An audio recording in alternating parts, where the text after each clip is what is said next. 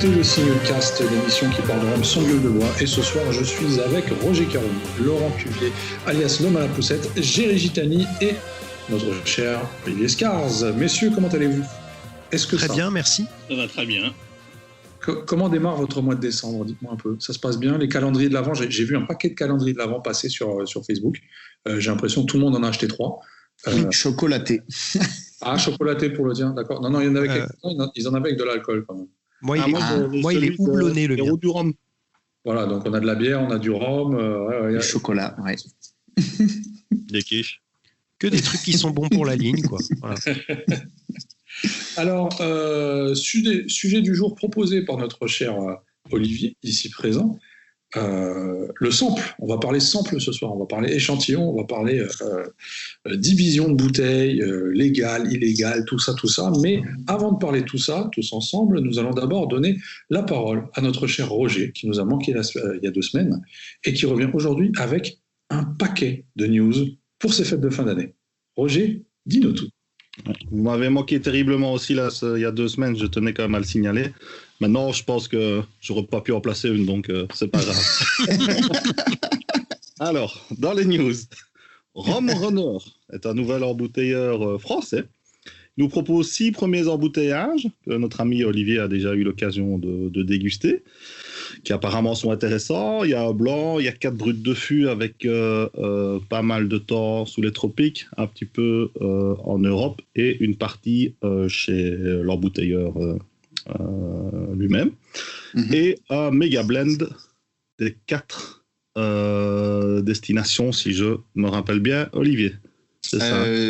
En fait 5, puisque il y a eu 5 sélections, 4 single casques et un brut de colonne. Ouais. Et il a fait ce que je pense tout jeune assembleur rêverait de faire, à savoir on mélange tout, on touille et on goûte. Ah, le blanc était dedans. Oui, mais non, figure-toi qu'il a même mis le blanc. Du coup, je trouve que c'est un côté assez marrant et pari osé. Et pari relevé, je trouve. C'est son Infinity Bottle, en fait. Ouais, exactement. Ah bah c'est bien. Pologne, en Guadeloupe, sort son premier rhum bio. Donc c'est un rhum à 45% et c'est le premier rhum bio de l'île. Ouais, alors petit mot là-dessus d'ailleurs, puisque ça c'est celui à 45, c'est celui qui est réservé pour la grande distribution. Okay. Et sortira, on ne sait pas trop quand, mais une version à plus de 50 voire 55, plutôt pour les cavistes. Voilà. En bio aussi. Super. Quelqu'un a déjà goûté? Le 45, oui. L'autre, non. Okay. Également. Le 45. Ah bah voilà. Et c'est bon? Moi j'ai trouvé. Tu vas nous dire, Laurent? Oh, moi je trouve que c'est honnête, ça casse pas non plus 3 pattes à un canard. Je pense qu'au niveau tiponche, à 45, ça doit plutôt être pas mal. C'est pas loupé du tout. Hein, mais... Non, voilà. Ah bah, tant mieux. Le Whisky Live nous permet de nous projeter un petit peu dans l'avenir et propose ses dates pour 2021. Donc ça aurait lieu le 25 et 27 septembre, enfin du 25 au 27. À la Grande Halle de la Villette, comme c'était censé être cette année, et c'était l'année passée. Donc, on espère que ça se fera. On espère que ça se fera, tout court. Petit groupe belge, des amis du rhum ont sorti un rhum blanc avec Ferroni. Donc, c'est un assemblage de différents rhums blancs, dont beaucoup de Longto et du grog de l'île de Madère. Et voilà, petite news, parce que c'est un chouette petit groupe, c'était plus pour parler d'eux. Et... pour mettre en avant Ferroni aussi, qui est assez savant fou dans ses assemblages, pas mal aussi dans le genre. River Saint-Ouen propose enfin son rhum blanc à l'export. Et devinez qui s'occupe de ça? C'est nous. Ah non. Non, c'est pas c'est Vélier. C'est Lucas. Et donc, voilà, donc, c'était un embouteillage assez connu par les geeks, en fait, car il était très difficile à avoir, car rien ne sortait de l'île. Et donc maintenant, on peut enfin l'acheter de façon plus ou moins simple. Donc, pour la version réduite n'est pas encore sortie. Hein, c'est à 69% pour le moment. Parce que moi, c'est le 75 que j'ai vu passer sur Spirit Academy. Je n'ai pas vu le 69, bah tant mieux. Alors, si le 69 est dispo, c'est parfait. Et à quel prix? C'est 47, 48 €, quelque chose comme ça. Et à quelle quantité? Alors, je ne sais pas combien il y en a. Je sais pas. Parce que déjà qu'il n'y en a pas beaucoup à la base, je sais pas comment ils font en fait. Alors moi non plus, et pour citer d'autres marques, on peut quand même saluer le travail d'Excellence Rome qui avait réussi à en avoir une palette il y a quoi, 1 an, si je dis pas de bêtises, et c'était parti dans la seconde.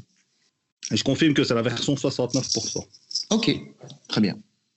Hubert Korman va nous revenir d'ici quelques jours, quelques semaines avec 4 single casques qui vont sortir et aussi un embouteillage bien à lui de chez Sagem. Ce sera 2002 qui titrera 52,4% et il nous a fait une réplique d'étiquette comme les anciens Sagem pouvaient nous offrir, donc c'est avec l'étiquette blanche et la cire rouge sur le dessus. Ah, magnifique. Donc voilà, ça sort pour les fêtes. Et enfin, je viens de voir passer que La Favorite nous présentait une nouvelle sortie.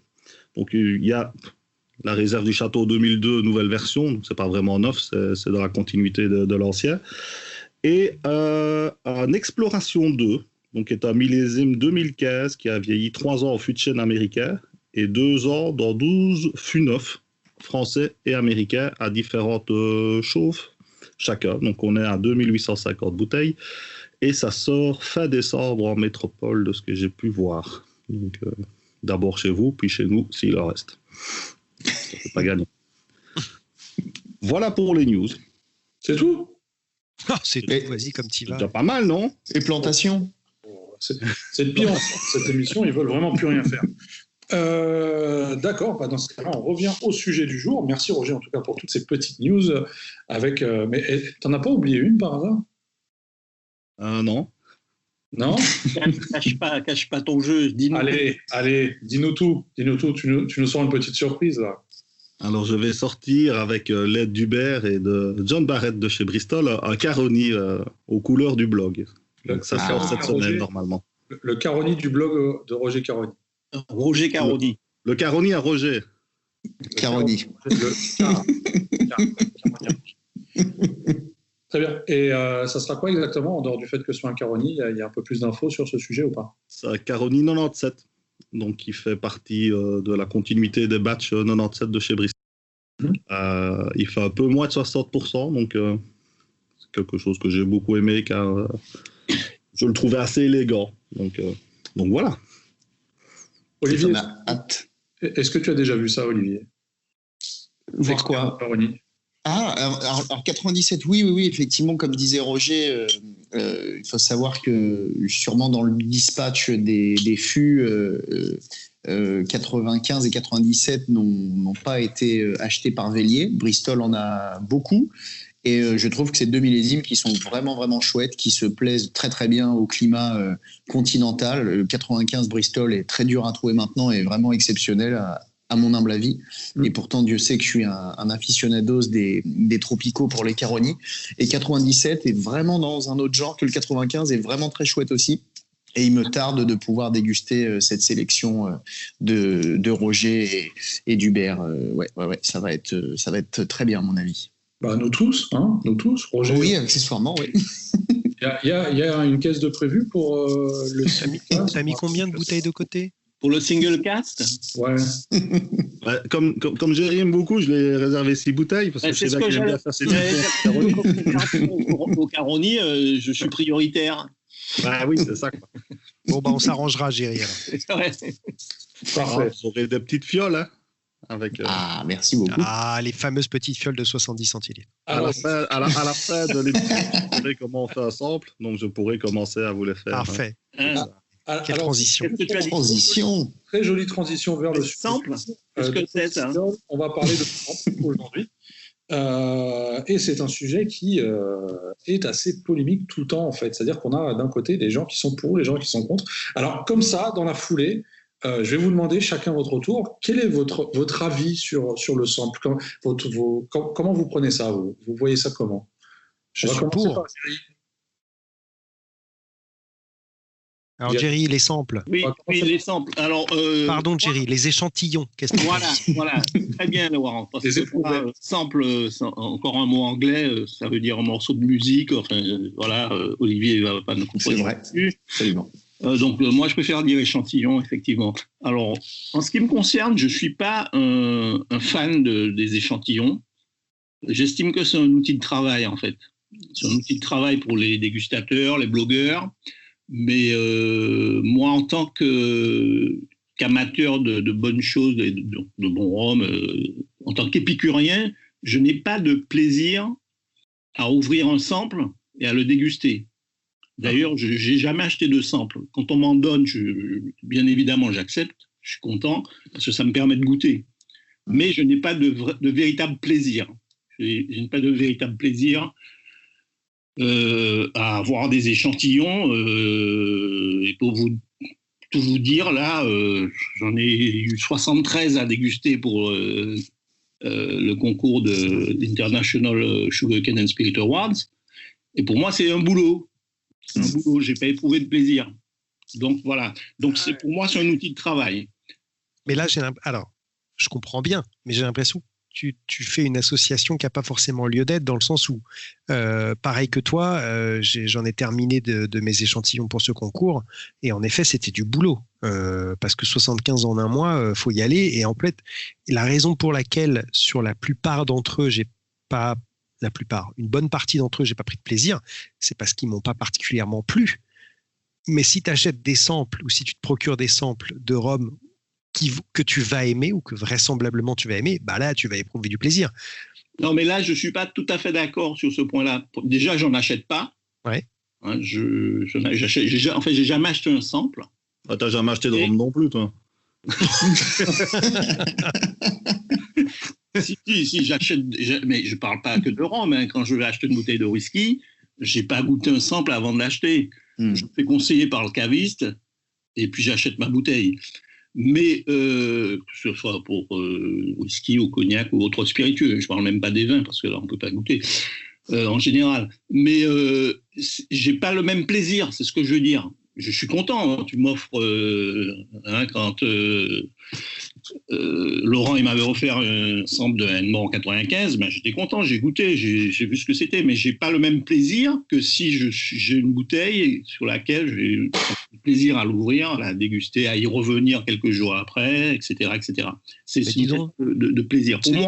Pour toi, c'était pour ta fille. Comment ? C'était pas pour toi, c'était pour ta fille. Ouais, mais elle collectionne les bouteilles, pas les échantillons. D'accord. De 95. Ouais, oui. Alors, Roger, toi, justement, ton avis là-dessus. Donc, c'est sur l'aspect plaisir. Pour moi, je considère que c'est un outil de travail pour vous qui êtes dégustateurs. Mais je vais pas avoir de réel plaisir. C'est ce que je pense. Enfin, c'est mon avis, en tout cas. Roger ? Moi, les samples, il y a plusieurs façons de les voir. Effectivement, comme dit Jerry, effectivement, pour parler d'un truc sur un blog ou n'importe où, effectivement, hein, c'est agréable d'avoir 3 centilitres et de ne pas devoir se trouver la bouteille.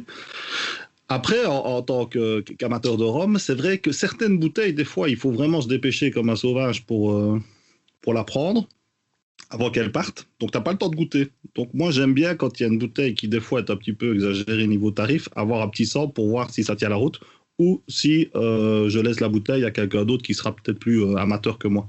Donc, souvent, quand les bouteilles coûtent plus d'une certaine somme, j'essaie de me trouver un sample avant d'ouvrir la bouteille parce que je me dis, voilà, si j'aime pas, autant redonner la bouteille, enfin, revendre au prix d'origine à un copain qui, lui, l'appréciera.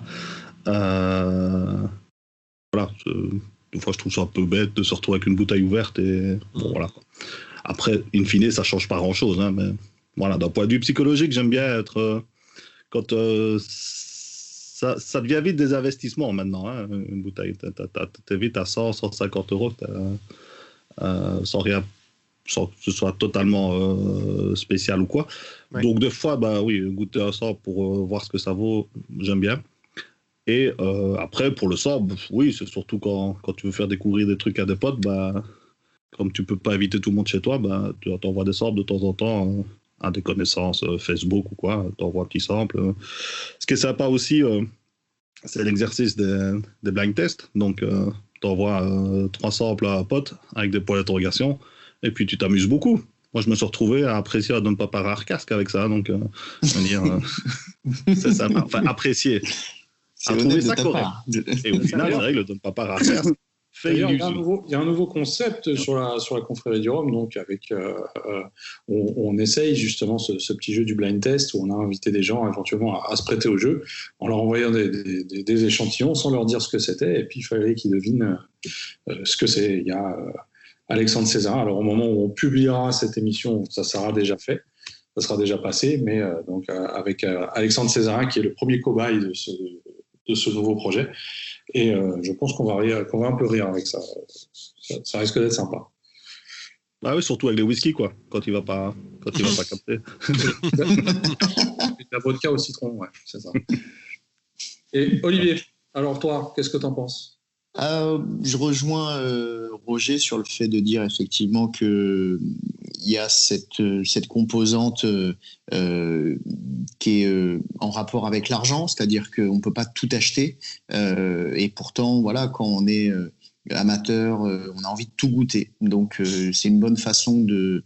Voilà, surtout en période où il y a le Covid et où il n'y a pas de salon, de continuer quand même à déguster des choses. Il y a aussi bien sûr l'idée de partage, là aussi qui est quand même intrinsèquement lié au côté pécunier, puisqu'il y a des bouteilles qui, pour je pense une grande majorité d'amateurs de rhum, sont intouchables en tant que telles. Hein. Dès qu'on arrive, même voilà, de manière, pour prendre un exemple plus large, mais à 1 000 € ou encore plus, c'est sympa de se dire que pour goûter un rhum rarissime ou un rhum quasi introuvable, on puisse se diviser une bouteille. Ça, je trouve ça vraiment chouette. Et autant je comprends tout à fait, et je rejoins tout à fait Jerry sur le fait que jamais j'aurais autant de plaisir à déguster sur sample qu'à déguster en bouteille, parce qu'il y a tout ce cérémonial qui va avec, l'ouverture, le fait de servir, le fait de regarder la bouteille, de l'avoir entre les mains, etc. Mais c'est vrai que par contre, moi j'ai eu énormément de plaisir à déguster des samples de bouteilles que je pourrais jamais m'offrir, quoi. Je vous parlais du Harwood de 1780, je peux parler du St. James 1885 et d'autres, et c'est vrai que pour avoir été en plus à l'origine de certains de ces splits, c'est-à-dire le fait de diviser une bouteille en parts égales de samples, je trouve ça vraiment génial, quoi. Jerry, split partage, hein. Voilà. Ah, d'accord. Donc voilà. Donc moi je dirais plutôt ça dans un premier temps. Mais est-ce que tu as vraiment eu du plaisir à déguster ou tu as eu du plaisir à le déguster en analysant? Parce que c'est là où je fais la différence. Écoute, j'ai eu la chance, pour reprendre l'exemple du St. James 1885, d'en avoir plusieurs échantillons. Effectivement, le premier, ça a été purement du plaisir. À l'époque, j'avais pas de blog. Maintenant, bien sûr, on essayait de l'analyser un petit peu. Hein. Je me revois avec Jean-Paul à lire après coup la dégustation de Cyril Véglars de du rhum. Donc il y avait quand même un peu ce côté analyse, mais au moment où on l'a servi, après on est parti au ciné voir un film merdique avec Jason Statham, on est rentré et il s'était passé 1h30 de temps, donc il avait bien eu le temps d'aérer, et vraiment il y avait un côté plaisir pur, surtout sur une bouteille aussi iconique, sachant que jamais de la vie on pourrait mettre 5 000, 9 000 ou maintenant je crois qu'on est à 12 000 €. Donc voilà, il y avait vraiment quand même une grosse part de plaisir et pas d'analyse à l'époque. Tu as quand même réussi à faire un lien entre St. James et Jason Statham. Et ouais, mon gars. C'est pour ça que je suis là. Rome et cinéphile, bonsoir. Cinéphile, faut le dire. Ouais. Rapidement, vite fait. Alors, il y a une question quand même qui revient régulièrement, c'est un peu le cadre légal du sample. Est-ce qu'on a vraiment le droit de le faire? Et est-ce que, je ne sais pas, Jerry, peut-être, est-ce que tu peux nous éclairer sur cette situation? Alors, légalement, je n'ai pas étudié la question vraiment. Je sais qu'il y a une législation qui existe, hein, et qu'il faut normalement avoir une licence pour en vendre, hein, une licence 4 au moins pour en vendre des échantillons.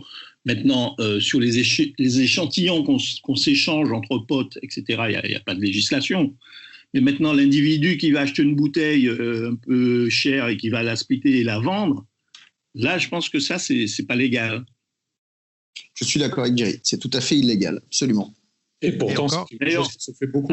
À ce propos, il y a un très bon article de notre ami Régis Lapez sur justement les simples portes d'entrée dans l'univers des rhums, où il décrit un peu et il parle de la législation, etc., qui est assez intéressant. Ok. Une belle ref. Je ne sais pas au courant de cet article, mais ok, bon à savoir. Belle référence. Je remets mon micro. Chers auditeurs, si vous avez lu cet article, n'hésitez pas à nous dire ce que vous en avez pensé dans les commentaires, ou même de nous en Régis dans les commentaires, ça serait plutôt sympa. Veut commenter, oui, pas de problème. Alors justement, mais pourtant, même si c'est quelque chose d'illégal, c'est quand même quelque chose qui se fait beaucoup. Hein. Donc il y a vraiment des réelles bourses de samples qui s'organisent, etc. Et puis, je veux dire, même dans la vie de tous les jours, je prends l'exemple de la confrérie du rhum maintenant avec le calendrier de l'Avent. Voilà, il y a des samples qui se donnent, qui s'offrent, qui se vendent. Donc voilà, ça va dans tous les sens. Ça frôle à l'illégalité. Et je me souviens, on avait eu une conversation, je ne sais pas si tu te souviens, Jerry, avec un producteur de rhum, alors je ne saurais plus te dire lequel, qui, lui, n'était pas d'accord avec ça parce que quelque part, on peut lui dire oui, c'est pour mieux faire connaître tes produits, donc on partage. Lui, à l'inverse, disait oui, mais qu'est-ce qui me garantit que ce que vous mettez dans vos petites fioles, c'est vraiment mes produits? Ah oui, excellente question. Ou qu'ils n'aient pas été transformés ou aérés ou je sais pas, qui du coup iraient un peu dégrader le produit finalement et dégrader ainsi également l'image de marque qu'on essaie de défendre derrière. Et j'ai trouvé ce point-là plutôt intéressant, en fait, cette analyse, qu'en tant que consommateur, on se pose peut-être un peu moins. Ouais, mais c'est pour ça que bien souvent, parce que pour moi, il y a deux manières de se procurer des samples. Il y en a, c'est entre particuliers, en effet. Et dans ce cas-là, selon moi, ça peut être qu'avec des gens de confiance. Et quand je dis gens de confiance, c'est des gens que tu connais personnellement. Ou vraiment, à la limite, quoi, une réputation irréprochable.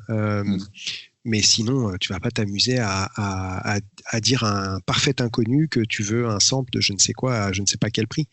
En plus, Jerry, quand tu disais quelqu'un qui va acheter une bouteille pour la split, pour la partager et pour la revendre derrière, et encore, t'es gentil, hein, il y en a, ils en achètent pas une des bouteilles, ils en achètent par caisse, quoi, pour les splits derrière. Alors, je dis pas, enfin, moi, j'ai pas vraiment d'avis ni positif ni négatif sur la légalité de la chose, c'est plus un fait qu'une opinion. J'en ai profité plusieurs fois, donc je vais pas cracher dans la soupe, quoi. Et l'autre manière, quand même, parce que de plus en plus ça se fait, c'est sur les sites en ligne. Les cavistes proposent des échantillons aussi.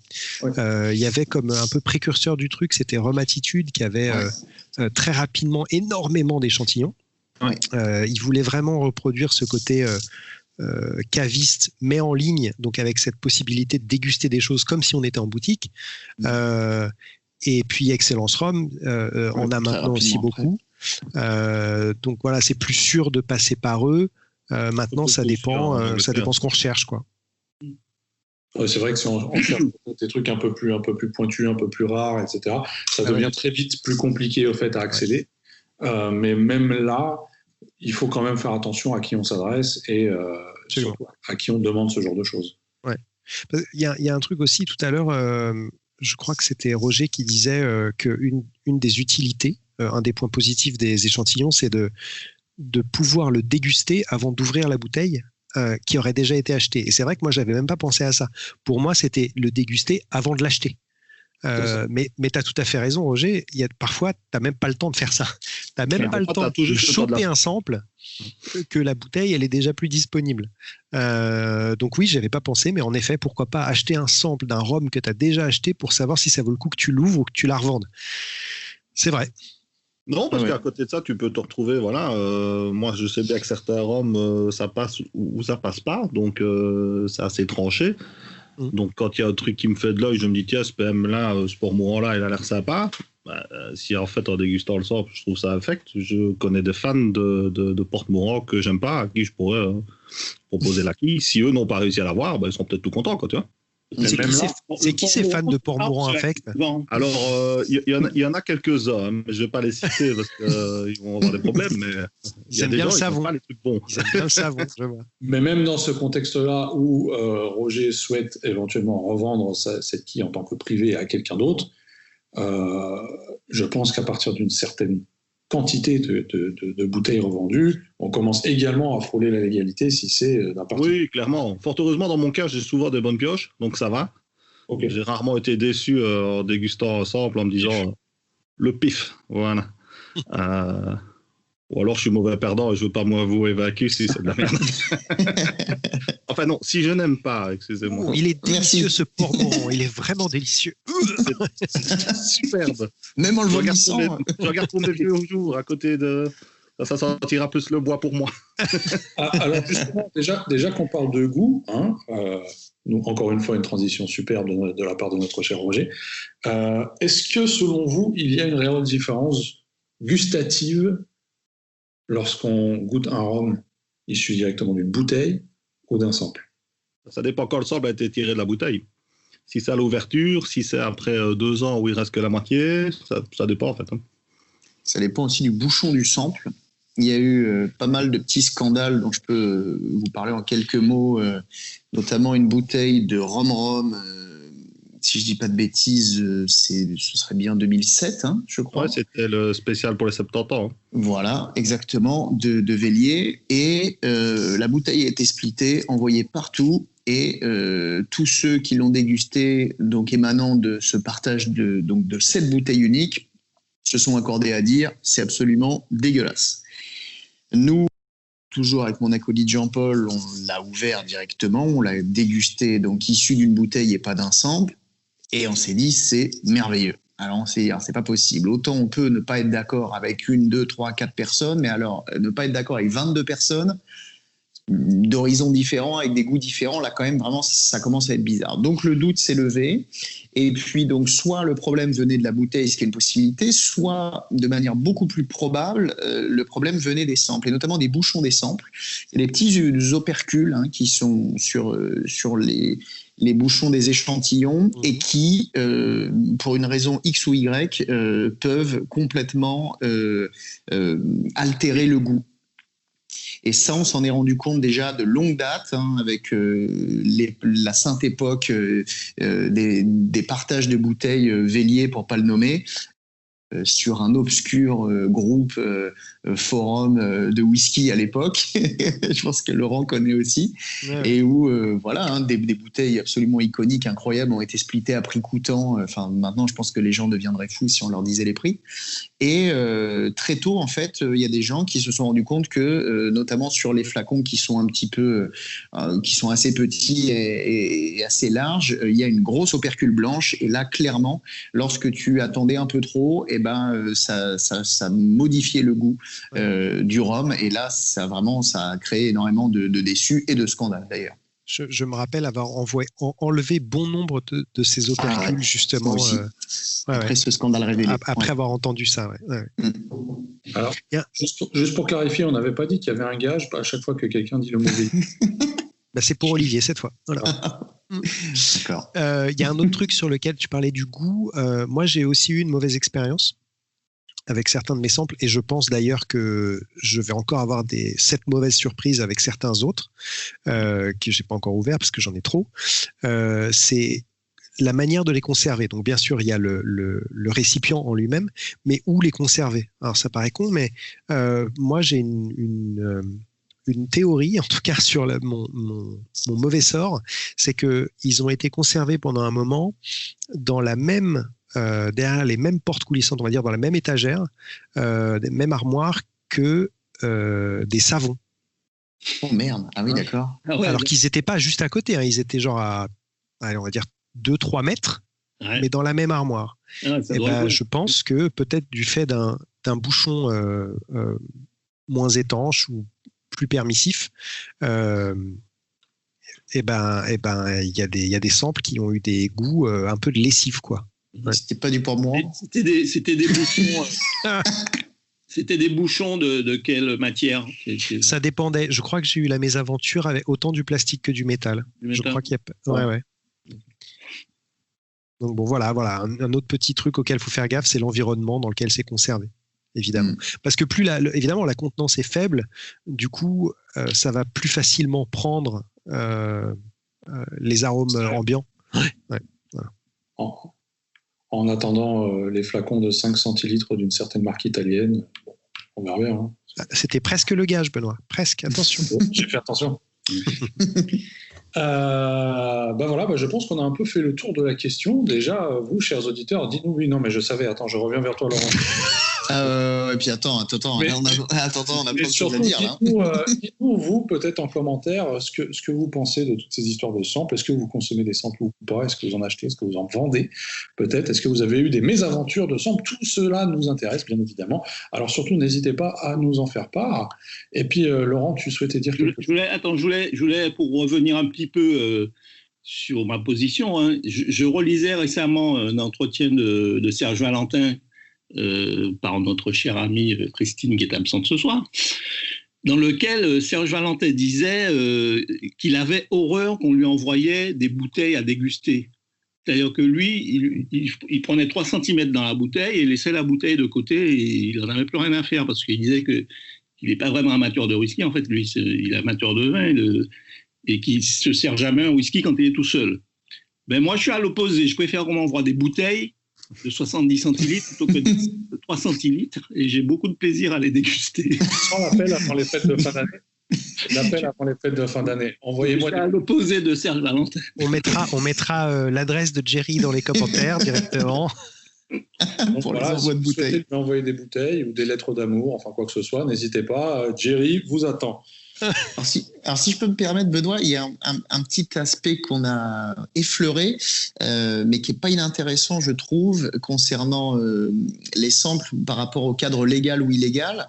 C'est qu'il y a eu une dérive, et je pense que c'est assez important d'en parler, c'est qu'à la base, en tout cas dans le mouvement du rhum, je peux prétendre avoir vu effectivement ces fameux premiers splits apparaître sur les réseaux et sur ce fameux forum obscur de whisky pourtant, dans lequel on parlait de rhum.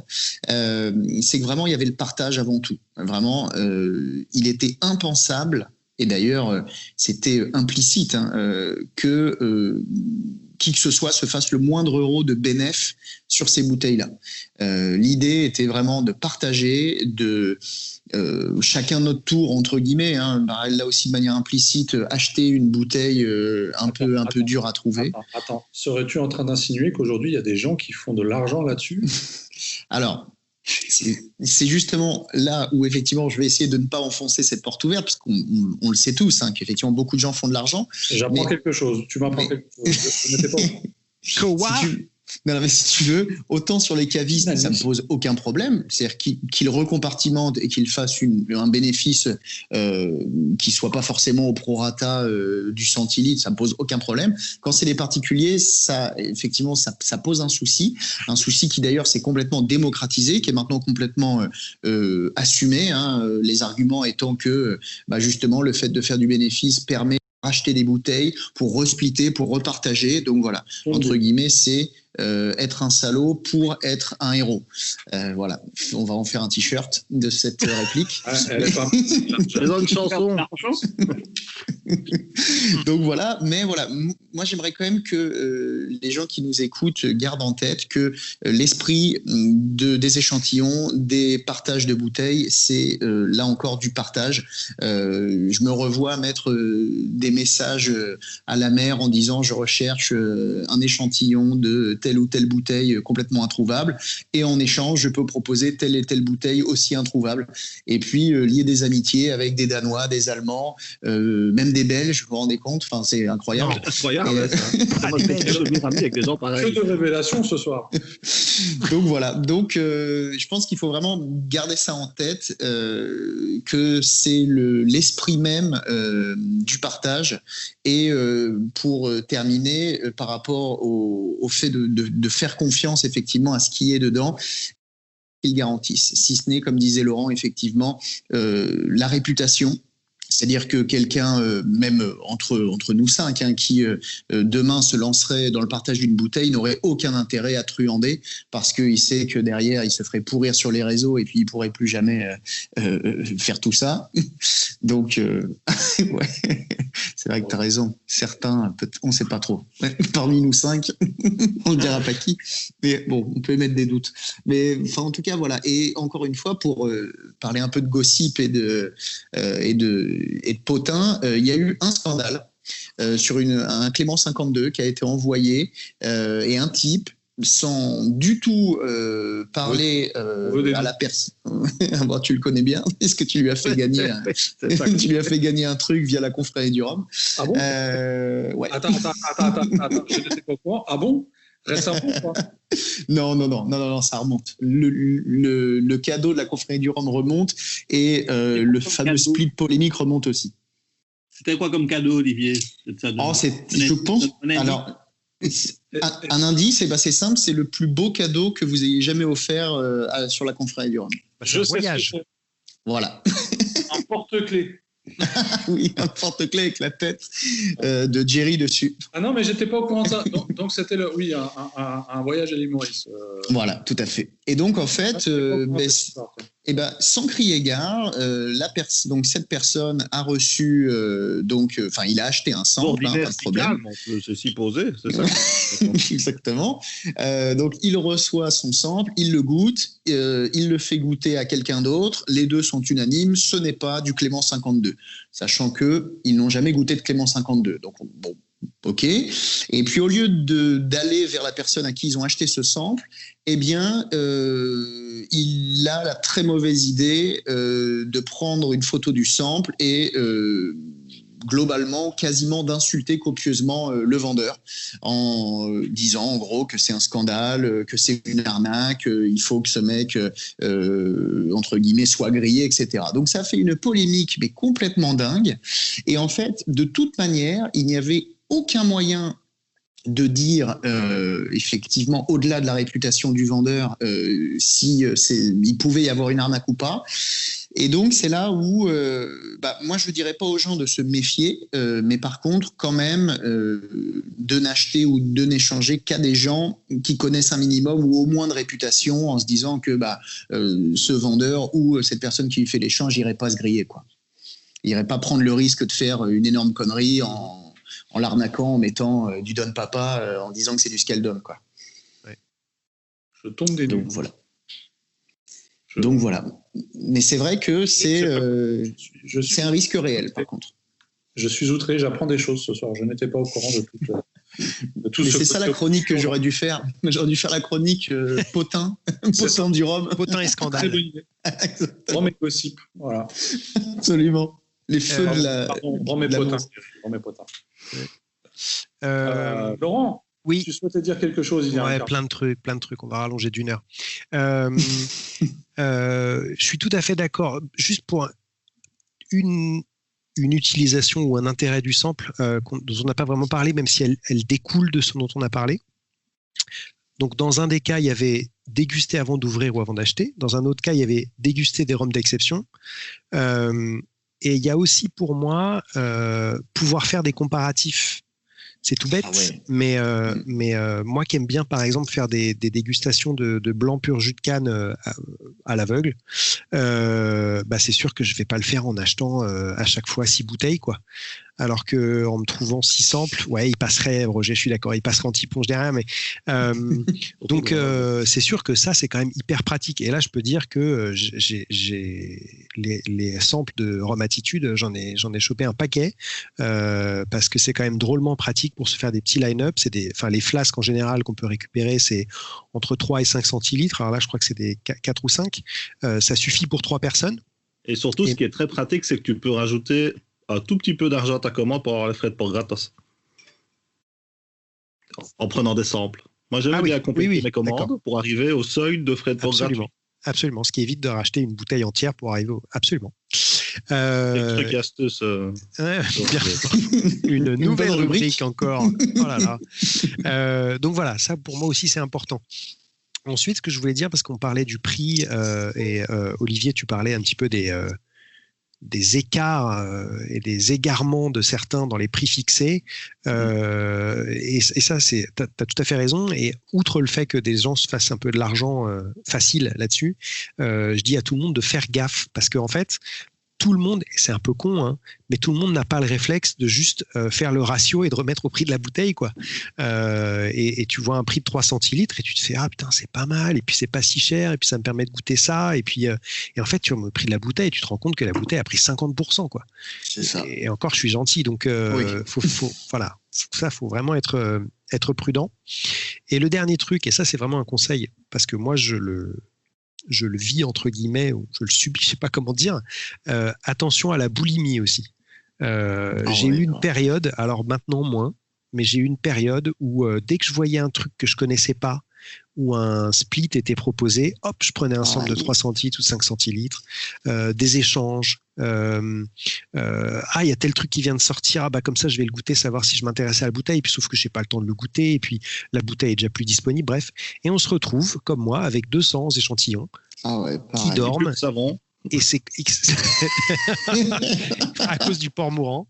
Et du coup, c'est vrai que pour se faire une session échantillon, faut trouver un moment, quoi. C'est pas, faut trouver un moment, faut essayer de trouver peut-être un thème, si on veut essayer de faire un peu une sorte de logique dans sa dégustation. Et donc, on se retrouve facilement recouvert d'échantillons à ne plus savoir qu'en faire. Donc voilà, faut vraiment bien cibler, quoi. Et on peut faire un pont avec ce que disait Jerry, puisque c'est finalement assez rare, même en dehors du Covid. En tout cas, moi, pour ma part, les soirées où je reçois des amis amateurs de rhum à ce point-là, c'est vrai qu'à chaque fois que les copains viennent, ou en tout cas surtout Jean-Paul, on se dit, qu'est-ce qu'on goûte ? Et en fait, on ne va jamais vers les samples. Jamais, parce que y a pas ce plaisir d'avoir les bouteilles sur la table, de les ouvrir, de les regarder, ah oui, au fait, il y en avait combien ? Ah oui, d'accord, ok. Et effectivement, moi je rejoins tout à fait Laurent, il s'entasse. Donc parfois même, il faut même se forcer à se dire, allez, ce soir, je ne bois que des samples, parce qu'il faut les goûter, et on les a pas achetés pour rien. Absolument. Non, mais tu vois, il y a même des gens, je vois, qui, quand ils partent en vacances, ils emmènent quelques samples. Ouais. Moi, ça ne me viendrait jamais à l'idée de partir en vacances avec des samples. Je vais partir avec une bouteille, mais pas avec des samples. Tu vois, c'est ce côté plaisir que je n'ai pas. Mais tu sais pourquoi ça ne viendrait pas à l'idée ? Parce que tu n'en as pas. Et voilà. Comme tu en as 200, je ne sais pas quoi en faire, mais ne me les envoie pas. Un par un. En recommandé. Signature. Sinon, il y a un truc qu'on n'a pas dit sur les samples, c'est que c'est quand même un peu chiant à faire. Moi, perso, ça me rend dingue. Oh oui, putain. C'est vrai qu'on n'a pas parlé de comment faire. C'est vrai qu'on pourrait faire un tuto pour Jerry. J'écris super mal, donc ça ressemble à rien. Il faut les envoyer, c'est pénible. Tu trouves pas l'adresse du gars, il sait plus, il a changé, c'est pénible. Il se trompe aussi parfois. Ça, c'est l'aspect un petit peu plus pratique. Quand t'as passé le fiole, il faut les laver, les faire sécher et tout. Parfois, je fais des blends, c'est plus vite. Et puis parfois, tu as aussi des mecs qui, globalement, sont des personnes chiantes en face. Moi, ça m'est pas arrivé souvent. Ça m'est arrivé 2 fois. En fait, j'ai des échantillons qui sont très allongés, qui sont pratiques parce que tu peux les mettre en lettres suivies, donc moins de 3 cm d'épaisseur dans la petite enveloppe à bulles. Et écoute, et un type, au demeurant très gentil, je me suis un peu agacé, et puis depuis, il n'y a aucun problème. Il est parti à Non, c'est pas le même. Non, c'est pas le même. Mais, écoute, il reçoit. Non, c'est un Belge. En plus, le pauvre, en plus, il est vraiment sympa. Il s'est excusé tout de suite, mais d'une indélicatesse incroyable, en fait. C'est-à-dire qu'il reçoit les trucs, 3 centilitres. De toute façon, c'est fait à la seringue, donc il y a quand même pas grand risque. Il y a un petit peu d'air au-dessus. Et comme ça touchait pas le bouchon, le type m'écrit direct en me disant ouais, par contre, t'aurais pu quand même mettre le rhum jusqu'au bout, quoi. Remplir la. Mais vraiment, tu vois, au lieu de me demander, du coup, je sais pas, ou essayer de tourner ça d'une manière que je comprenne et que je le rassure. Et le type m'a rentré dedans direct. Waouh, j'étais choqué. Je me suis dit, non mais. Le type est fou, c'est pas possible à croire que je vais essayer de gratter 0,2 ou 0,3, incroyable. Il t'a pris pour le player officiel, quoi. Ah, c'est ça, je pense. Et d'ailleurs, mon tout premier split, je me souviens, ça m'avait traumatisé. Donc, j'avais demandé aux copains, grands splitters devant l'éternel, que sont Gouze, Marco et j'en passais des meilleurs. À l'époque, j'avais pas de seringue, donc je l'avais fait de manière équitable, en regardant vraiment à l'œil nu. Et il y a un type, pareil, sur le split, qui m'écrit en me disant j'ai vérifié, j'ai 2,7 millilitres. Et il me manque 0,3. Comment t'expliques ça ? Et je lui ai dit, écoute, je suis vraiment désolé, tu sais, je l'ai fait à l'œil. Peut-être qu'il y a quelqu'un qui a 3,3, du coup, je sais pas. Est-ce que tu veux qu'on essaie de le retrouver? Enfin, bon, j'ai essayé de manier l'humour, mais. Parce que tu ne dis pas, c'est que le sample coûtait 150 € aussi, je peux comprendre. Non. Alors, tu lui as pas proposé de t'envoyer 0,3 par la poste? Si, je lui ai proposé, parce que si tu veux, ça prenait des proproportions dingues, et le mec, en fait, s'est rendu compte qu'il était ridicule, quoi. Et non, mais c'est vrai que c'était dingue, quoi. Et dernier petit aspect, c'est qu'est-ce que tu fais quand il y a un sample qui est cassé? Là aussi, ça a créé beaucoup de débats et de polémiques. Est-ce que c'est la faute de la Poste? Oui, probablement. Est-ce que du coup, tu rembourses l'acheteur? Est-ce que le vendeur y est pour rien? Donc non. Est-ce que tu fais moitié-moitié? Qu'est-ce que tu fais quand c'était une bouteille rarissime et qu'il n'y en a plus? Tu peux pas en renvoyer un autre. Enfin voilà, ça m'est arrivé. C'est arrivé à quelques autres et pas des situations simples. Et là encore, bon, c'est entre personnes intelligentes, ça le fait. Ouais. Et d'ailleurs, même parfois, tu crées des belles amitiés. Pas plus tard qu'il y a 15 jours, j'ai splitté une bouteille. Le type s'est fait voler le colis dans sa boîte aux lettres. Bon, là encore, je ne peux pas savoir si c'est vrai ou pas, mais moi, je le crois sur parole. La bouteille était vide, donc je ne pouvais pas lui en renvoyer un. Je lui ai proposé de le dédommager en lui offrant 2 samples d'autres choses. Ça me faisait plaisir. Et le type me dit, écoute, merci infiniment. Je ne m'attendais pas à cette réponse. Moi, je suis spécialiste dans le thé. J'ai une boutique sur Paris. Donne-moi ton adresse. Je vais t'envoyer mes sélections de Noël. Donc, il m'a envoyé des samples de thé. J'ai reçu 4 échantillons de thé qui doivent coûter un bras. Et du coup, voilà, ma femme et moi sommes ravis. Heureux d'entendre que ça ne se fait donc pas que dans les spiritueux, mais également dans les produits. C'est très intéressant. Alors, pour le coup, je pense qu'on a fait le tour de la question. Non. Laurent, on t'écoute. Car je voudrais souligner également que j'ai écrit un petit article dans Rome Porter précisément sur les échantillons, il y a quelque temps de ça. Voilà. Donc, si vous retrouvez cet article, n'hésitez pas de nous mettre en commentaire et également de nous donner votre avis sur cet article, de nous dire si c'est bien écrit et si finalement c'est très complet par rapport à ce qu'on a dit ce soir. Voilà. Et pour clôturer cette émission, avant de clôturer cette émission, nous allons revenir à notre petite chronique, enfin petite. Ça reste à voir. Ça reste à voir. Non. Chronique de notre cher Olivier qui va nous parler de... Ah, il s'est sauvé. Voilà. Non, je suis là. Je suis là. D'accord. Mais juste, il me faut mes notes, quand même. T'as pas un prompteur? Petite chronique de notre cher Olivier qui va donc nous parler aujourd'hui d'une bouteille mythique. C'est ça? Absolument, et d'ailleurs ça fait voilà, donc c'est toujours la rubrique licorne, on n'a toujours pas trouvé un petit échantillon de musical, donc je vais imiter la licorne, je vais essayer. De licorne peut-être, un truc comme ça. Oui, voilà, écoute, je peux essayer un truc genre voilà. Qu'est-ce que vous en pensez? C'est pas mal? Bon. Pas mal. Alors, Roger Walter. Merci. Il y a 15 jours, je vous parlais donc du Harwood 1780. On remonte dans le temps puisque on en a parlé aujourd'hui, donc la transition là aussi est belle. Je vais vous parler du St. James 1885.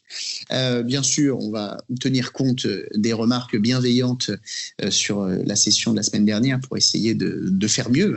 Mais en tout cas, voilà. Ce que je peux vous dire sur cette fameuse bouteille, c'est que à ce jour, c'est le premier millésime qui a été référencé, à proprement parler, ou en tout cas déjà on peut dire pour les Antilles françaises. Donc c'est St. James qui a embouteillé, à l'époque c'était des bouteilles d'1 litre, ce millésime de 1885 à 45%. Il y a un débat qui consiste à dire que peut-être il y aura un 1884, mais bon, personne n'a jamais vu de photo, donc à voir. C'est difficile de chiffrer l'âge, a priori au moins 3 ans, bon, mais potentiellement bien davantage et malheureusement aucune bibliographie là-dessus. Notre cher Cyril Véglars de Durham avait interrogé d'ailleurs Marc Sassier, l'œnologue de St. James que tout le monde connaît très bien et apprécie à sa juste valeur, pour avoir 2-3 infos. À l'époque, voilà, il faut savoir que le jus de canne était chauffé, ce qui permettait d'éliminer les germes. On n'allait pas jusqu'à ébullition, ce qui est la grande différence avec donc le sirop de canne qu'on peut trouver par exemple dans les clairins d'Haïti. Et ce jus donc était après laissé en fermentation naturelle, ce qui là aussi est très différent du savoir-faire actuel de fermentation des rhums maintenant agricoles. J'ai de façon à rendre un peu interactive et de faire beaucoup moins monologue que la semaine dernière, une petite question pour mes chers amis du single cast, mais vous pouvez jouer à la maison. Je vous ai dit donc que ce St. James est millésimé en 1885, mais il est très vite disparu des stocks de St. James. Et la question est la suivante. Selon vous, messieurs, je ne vais pas vous demander une année précise, mais on va dire en quelle décennie cette bouteille est réapparue? Les années 50. Donc, les années 50 pour Benoît, ok. Moi, j'aurais dit dans début 2000, non? C'est pas Lucas qui les a retrouvés. Début 2000 pour Roger. Les années 70. 70 pour Jerry. Et Laurent? Moi, je dis comme Jerry, parce qu'il connaît tout. Eh bien, effectivement, c'est Jerry qui est le plus près. C'est les années 80. Un petit demi-point quand même offert à Roger, car c'est bien effectivement Lucas. Et c'est la suite donc, de cette histoire. C'est qu'effectivement, c'est un siècle après son embouteillage, quasiment, en fouillant les archives de St. James, que l'archiviste a trouvé un stock qui était... alors là, une autre petite question. C'est pas Trinidad qui les a retrouvés dans la jungle. C'est mon autre question. Où Lucas a-t-il retrouvé une palette de quasiment 500 bouteilles de... Ah bah très bien, voilà, à Amsterdam, exactement, dans une succursale, a priori, voilà, dans les années 80. Alors pourquoi Lucas a trouvé ça? Parce que Lucas a longtemps travaillé chez St. James dans ces années-là. Donc, il a racheté 300 bouteilles, pas tout seul, mais avec le patron de Moon Import, l'embouteilleur italien, Monsieur Pepi Mongiardino. Et voilà, si vous regardez, et d'ailleurs, c'est vraiment, on se dit, il est vraiment partout, ce Lucas, c'est incroyable. Si vous regardez le dos de la bouteille de St. James 1885, vous verrez qu'effectivement, il est écrit que c'est importé par Vellier. Et j'ai dit le mot magique, donc j'ai encore un gage. Voilà. Ma foi, cette petite chronique, vous voyez, est déjà terminée. Par contre, j'aimerais vous demander, messieurs, à ceux qui ont eu la chance de le déguster, ce que vous en pensez, afin que j'évite que ce soit moi qui le dise et qui reparle encore une demi-heure. Moi, ça ira vite. Bon, Roger, une prochaine fois, tu nous le dis. Moi, j'ai un échantillon que j'ai pas encore ouvert. Ah, est-ce qu'il vient du fameux split que j'avais fait ou celui de Marco un peu plus tard? Ça devait être celui un peu plus tard, ouais, je crois. D'accord. Ok. Alors, Jerry, Benoît, je crois que vous l'avez dégusté. 85, on l'a dégusté, mais ça fait déjà un moment, puisqu'on a eu la chance d'avoir un collectionneur italien qui nous en avait offert. Et c'est vrai que c'est des rhums qui sont pas ceux actuels chez St. James, parce que comme tu disais, ils faisaient chauffer le jus avant la fermentation. C'était pour contrôler la fermentation, en fait. Et c'est vrai que ça peut être proche d'un rhum de mélasse. Il y a un petit côté sucré qui est naturellement. C'est sûr qu'il ne faut pas penser au prix quand tu goûtes ça, quoi, parce que tu vas te dire, ouais, bon, ça ne vaut pas le prix, bien évidemment, c'est une bouteille de collection. C'est pas... Moi, j'ai trouvé ça bon, mais pas plus qu'un 1947 ou un 41, voilà, de chez St. James. Fait un peu de la même façon. Voilà, je rejoins un peu l'avis de Jerry dans le sens où quand on déguste ça, on est vraiment conscient qu'on est en train de déguster quelque chose d'une autre époque et donc que ça n'a pas été fait de la même manière qu'on procède aujourd'hui et que forcément ça aura un goût différent. Du moins, on s'attend à ce que c'est un goût différent et pour le coup, ça a un goût différent. On est vraiment sur quelque chose qui est complètement à l'opposé de ce que St. James fait aujourd'hui. J'irai pas de là à dire que c'est la meilleure chose que j'ai pu goûter de ma vie. Vraiment pas. C'est pas parce que c'est extrêmement vieux et que ça date d'avant mon grand-père que forcément c'est meilleur. Ça, c'est faux. Mais c'est intéressant. Et quand on se rend compte de ça et qu'on en est vraiment conscient, qu'on est en train de boire un morceau d'histoire quelque part, c'est ça qui va rendre la dégustation exceptionnelle. Même si au niveau du goût, après, on n'est pas forcément sur quelque chose de très palpitant. C'est différent, en fait. C'est sûr que si tu le dégustes à l'aveugle, tu n'as pas le même plaisir que quand tu dégustes et que tu as la bouteille devant toi. Je pense que c'est le fait de le savoir, en fait, qui rend la dégustation exceptionnelle et non pas forcément le produit en lui-même. Le produit est très particulier. C'est vrai que je pense qu'il est très clivant et que autant certaines personnes doivent ne pas aimer du tout, autant pour quand je vous parlais du Harwood 1780, c'était très étonnant, mais là, j'ai le même discours que celui que tu viens de tenir, Benoît, sur le Saint James 1885, à savoir, on goûte un morceau d'histoire, c'est exceptionnel, mais le rhum en lui-même, si on me le fait goûter à l'aveugle, effectivement, ouais, je suis complètement pas subjugué. Alors, je vais sûrement me prendre les courroux de tous les blogueurs qui avaient fait un article sur le Harwood en disant que c'était sensationnel, mais j'assume à fois sans problème mon point de vue. En revanche, ce Saint James 1885, moi je le trouve vraiment exceptionnel et vraiment à mon goût en tout cas. C'est très particulier. La première fois effectivement que je l'ai dégusté, c'est très surprenant et ça désarçonne. Et puis j'ai eu la chance de le redéguster quelques fois et quand même, moi ça me plaît bien quoi. Mais bon, après, bien sûr, les goûts et les couleurs. C'est ça. Mais je rejoins par contre Jerry, si tu me dis est-ce que je te sers un verre de 1885 ou de 1935 ou de 1941, je vais plutôt choisir le 35 ou le 41, personnellement. Ouais, c'est ça. Qui sont sur des profils complètement différents en fait. Absolument. Parfait. Bah écoute, merci Olivier en tout cas pour cette nouvelle chronique licorne. Avec plaisir. Voilà. Et puis voilà, on touche déjà à l'heure d'émission, donc je pense qu'on va s'arrêter là pour aujourd'hui. On espère en tout cas que ça vous a plu. N'oubliez pas que vous pouvez toujours retrouver cette émission sur YouTube, iTunes et Spotify et la partager sur les réseaux sociaux. N'hésitez pas à nous mettre quelques commentaires, des likes et tout ça, d'envoyer vos dons. Cœur. SOS Singlecast, ça nous fait plaisir. Les bouteilles à Jerry. Les bouteilles, voilà. Et puis voilà. Et puis on se retrouve dans 2 semaines pour la dernière émission de cette année 2020. Et oui, déjà. On a commencé en 2020 et voici déjà la dernière de l'année. Et puis ensuite, on se retrouvera en 2021, du moins on l'espère. Si l'année 2020 veut bien s'arrêter un jour, on l'espère. On se le souhaite. Oui. Techniquement, vers le 31 décembre à 23h et beaucoup de minutes, ça s'arrête après. Bah, si après, à 23h, tu vois que c'est ça quasi officiel. À 23h60, c'est qu'il y a un problème. Tu vois. Ah oui, à 3h67. 67. Ok. En tout cas, messieurs, je vous remercie d'avoir participé à cette émission et puis je vous dis à dans 2 semaines.